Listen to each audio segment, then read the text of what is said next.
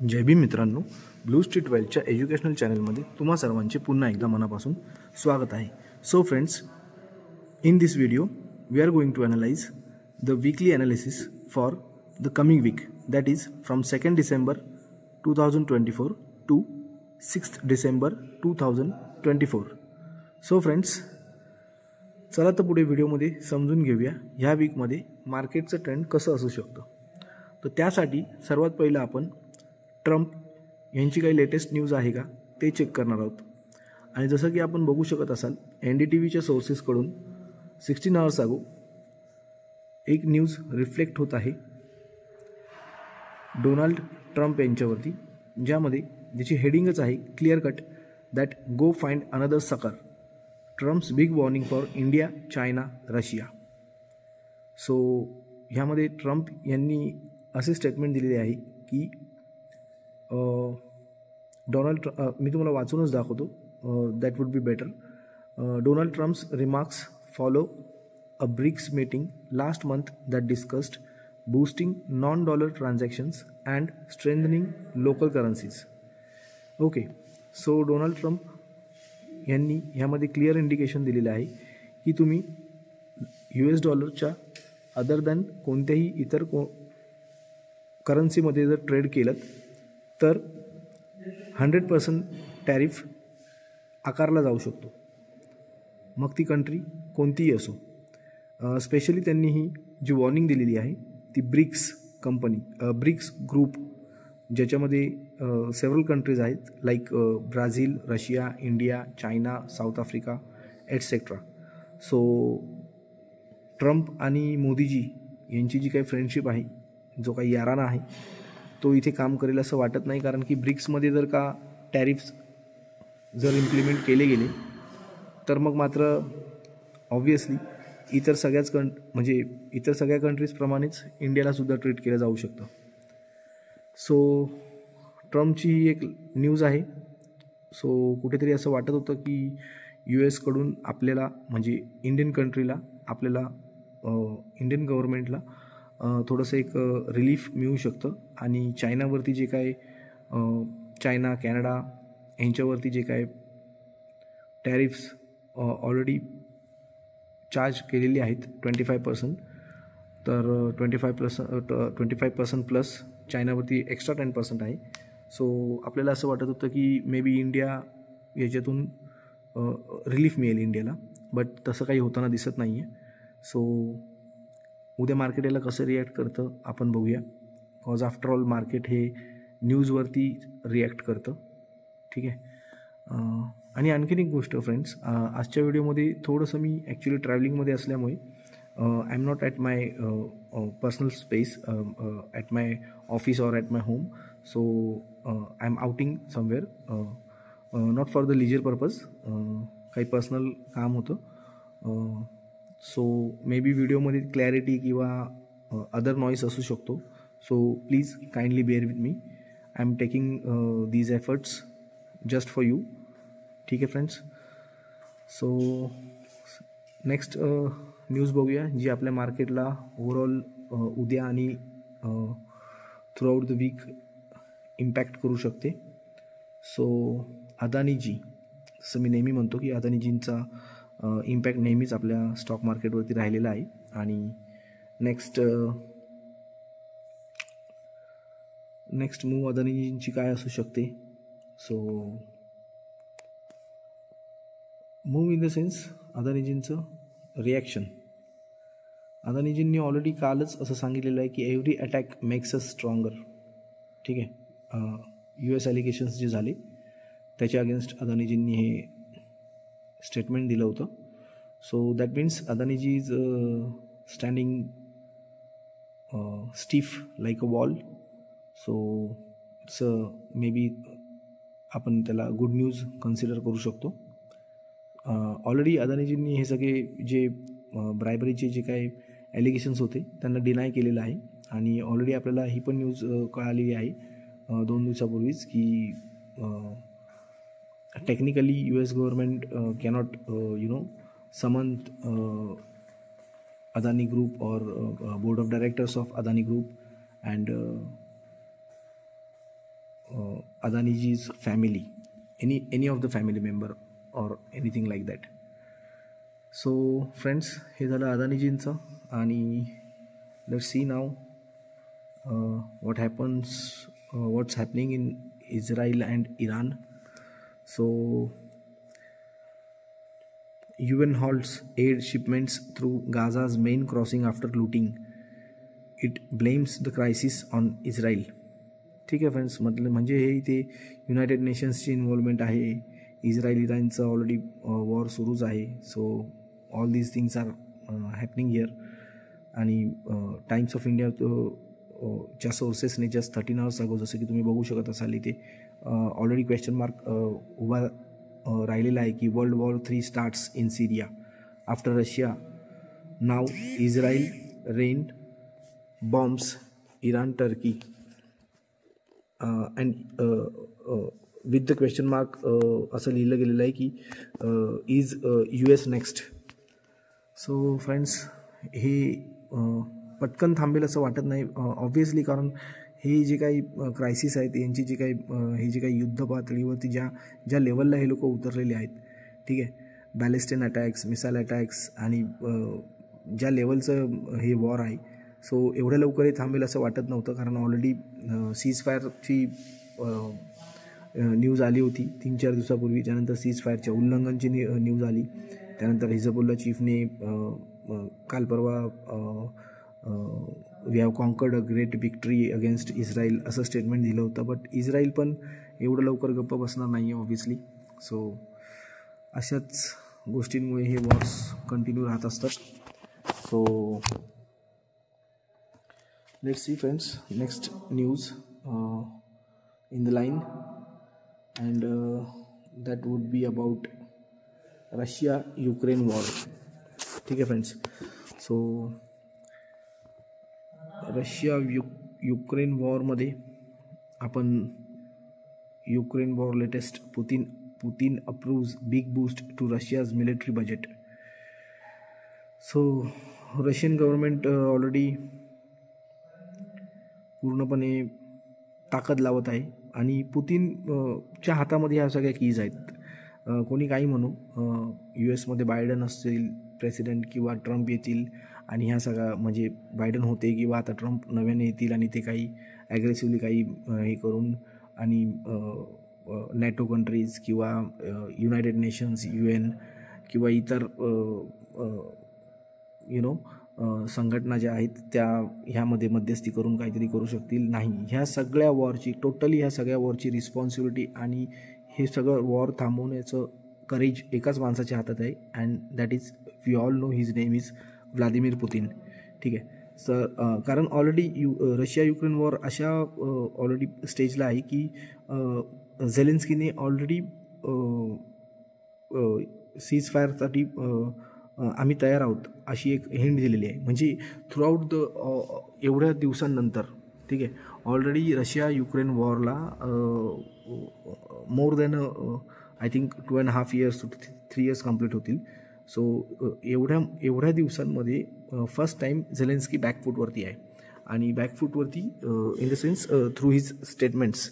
जर ते सीज फायरचं आम्ही तयार आहोत असं जर का ते म्हणत आहेत, म्हणजेच ते कुठे ना कुठे हे सगळं सेटलमेंट करायला तयार आहे. But Putin obviously he is an aggressive person आणि एवढ्या लवकर त्यांचं म्हणजे हे जे काही वॉर करण्याची जी काही नीती आहे ही थंड होणार आहे असं वाटत नाही. आणि त्याचं क्रूडवरती त्याचा इम्पॅक्ट होत राहतो.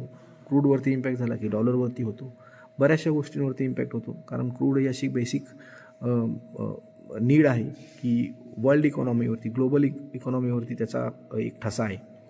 सो लेट्स सी पुढे काय होतं. झेलेन्स्कीने तर आपलं एक हिंट दिलेली आहे. Now let's see what call takes Putin. ठीक आहे.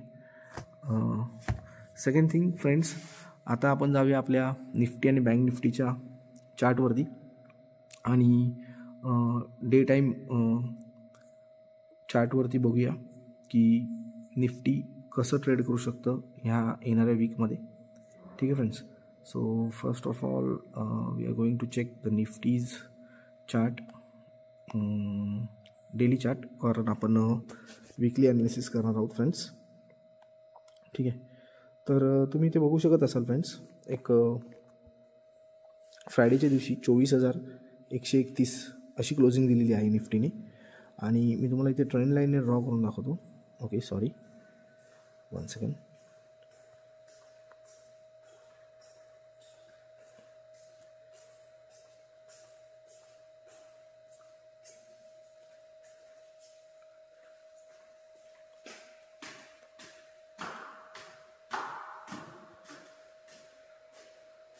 सॉरी, इंटरफेस थोडासा चेंज झाला होता. येस.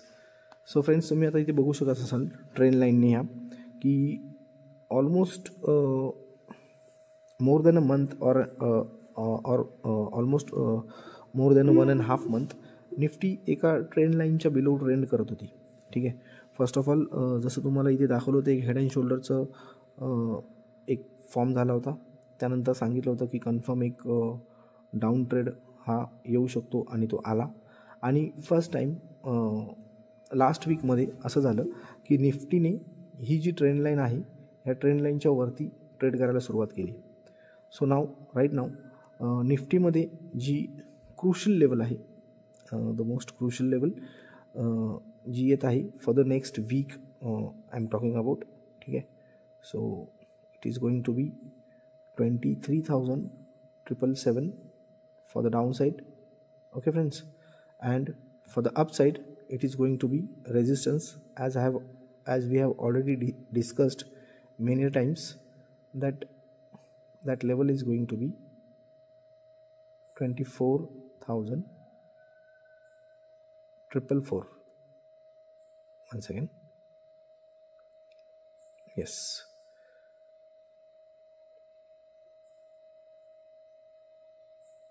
ठीक आहे फ्रेंड्स. तर अप साईडला 24,444 आणि डाऊन साईडला 23,777. सो साधारण 900 पॉईंट्सचा हा जो ही जी रेंज आहे, कदाचित मे बी असंही होऊ शकतं की ह्याच रेंजमध्ये नेक्स्ट पूर्ण वीक निफ्टी फक्त अपसाईड किंवा असं डाऊन साईड ह्याच रेंजमध्ये राहू शकते मे बी. ठीक आहे. सो लेट्स सी कसं ट्रेड होऊ शकतं किंवा कसं कोणत्या दिशेने ट्रेंड असू शकतं. हा निफ्टीचा वीकली मी तुम्हाला एक रेंज दिलेली आहे. Whichever side it breaks first त्या साईडला मोमेंटम येऊ शकतं. आणि ऑब्व्हियसली 24,444 ह्या लेवलच्या वरती जर का निफ्टीने ब्रेक केलं देन इट्स ही क्लिअर कट होईल की नेक्स्ट रेजिस्टन्स जो आपला असणार आहे तो समवेअर इथे असणार आहे, जो आपला प्रिव्हियस रेजिस्टन्स होता 25,222चा. ठीक आहे friends. So 25,222 is going to be the next level. And down ट्रेंडला जर 23,777 ही लेवल जर का एकदा ब्रेक झाली तर मग the next level is going to be 23,333. Now this level is also I have discussed earlier. ठीक आहे फ्रेंड्स. सो हे झालं निफ्टीचं. So now we will check bank Nifty. ठीक आहे. सो बँक निफ्टीमध्ये पण डे टाईम चार्ट फ्रेमवरती मी एक ट्रेंड लाईन इथे पण ड्रॉ करून तुम्हाला दाखवलेली आहे. Bank Nifty also goes same like Nifty. इथेही हेड अँड शोल्डरचा एक फॉर्मॅट एक पॅटर्न ड्रॉ झाला होता आणि त्यानंतर सम वॉट थोडीशी एक डाऊन ट्रेंड बँक निफ्टीने दाखवली आहे. बट निफ्टीने जसा आपला गॅप फिल केला आहे फ्रेंड्स तसा बँक निफ्टीने आपला गॅप फिल केलेला नाही आहे. सो बँक निफ्टीमध्ये अजूनही एक ती थोडीशी जागा आहे डाऊन साईड जाण्याची.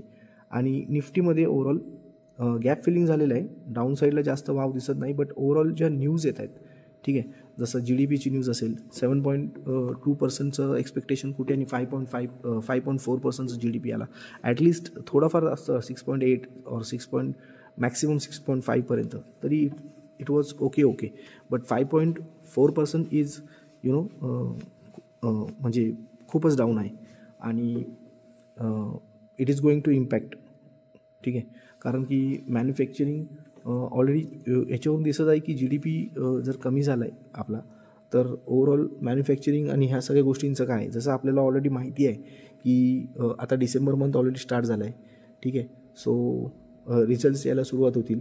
आणि जर आपण मोटर सेक्टरमध्ये बघितलं, ठीक आहे, तर ऑलरेडी खूप इन्व्हेंटरीज पेंडिंग आहेत सगळ्या कंपन्यांच्या, ऑलमोस्ट सगळ्या. मारुती असेल, टाटा असेल, महिंद्रा असेल, वॉटेवर, युंडाईचं आत्ताच लेटेस्ट नवीन IPO झालेलं आहे.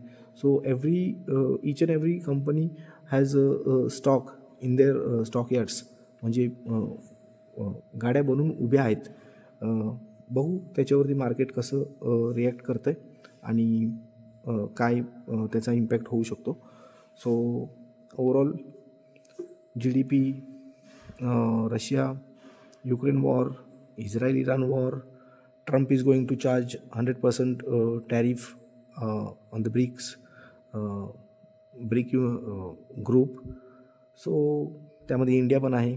सो ओव्हरऑल मार्केटसाठी पॉझिटिव्ह सेंटिमेंटसाठी काही मला फारसं दिसत नाही आहे ऑलरेडी. कारण की अदानीजींची जी न्यूज आहेत त्या मार्केटने ऑलरेडी फॅक्टरिंग करून झालेल्या आहेत. 25% जरी स्टॉक्स पडले तर त्याच्यानंतर 10-12% ऑलरेडी अपसाईड पण दाखवून झालेली आहे. सो नाव वॉट नेक्स्ट, असं ओव्हरऑल आहे चित्र. आणि त्यामुळे आता बघूया. बँक निफ्टीमध्ये तर मला डाऊनसाईड एक गॅप फिलिंगसाठी झालेली नसल्यामुळे एक मला म्हणजे खाली जाण्याचे चान्सेस वाटत आहेत. Still bank Nifty is also trading above this particular trend line, जसं तुम्ही ते बघू शकत असाल last week. So last 5 trading sessions. So bank निफ्टीमध्ये डाऊन साईड जी लेवल आहे ती मी तुम्हाला दाखवतो. फर्स्ट ऑफ ऑल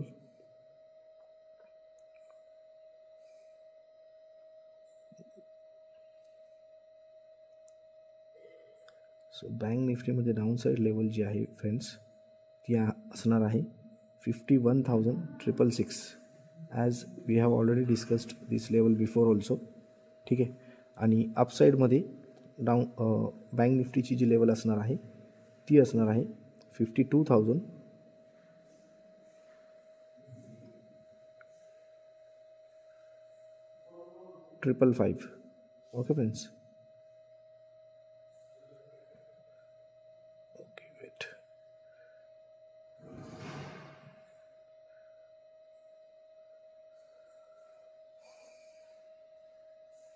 थोडंसं फ्रेंड्स बाहेर आहे त्याच्यामुळे काही गोष्टी थोडंसं पटापट मॅनेज होत नाही आहेत व्हिडिओमध्ये. ठीक आहे. सो ही एक रेंज आहे friends, 52,666 for the upside and 51,666 for the down side. ठीक आहे. सो ही लेवल तुम्ही कन्सिडर करू शकता बँक निफ्टी मध्ये इवन उद्याच्या पर्टिक्युलर दिवसासाठी सुद्धा. Whichever side bank Nifty moves त्या साईडला मोमेंटम येऊ शकतं. ठीक आहे. आणि आपलं काम तेच आहे. We are the traders, we are hardcore traders. So जिथे मोमेंटम क्रिएट होईल, जिथे प्राइस ॲक्शन बनत असेल, आपल्याला त्या दिशेने ट्रेड घ्यायचा आहे. ठीक आहे. आणि ओव्हरऑल एक मोठी रेंज जर सांगायची झाली वीकलीसाठी, ह्या पूर्ण वीकसाठी, तर फ्रेंड्स मी सांगेन की ही जी रेंज असणार आहे ही असणार आहे 51,000